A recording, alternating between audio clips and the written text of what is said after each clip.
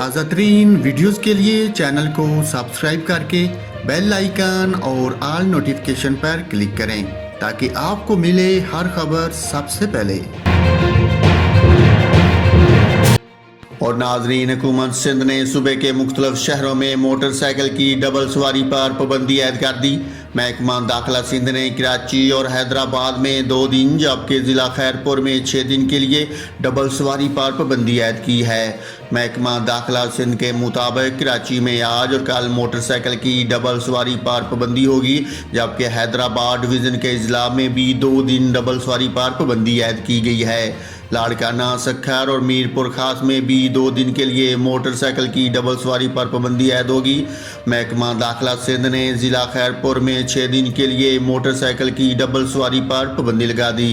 ناظرین، آپ کو پھر سے بتاتا چلوں، حکومت سندھ نے صوبے کے مختلف شہروں میں موٹر سائیکل کی ڈبل سواری پر پابندی عائد کر دی۔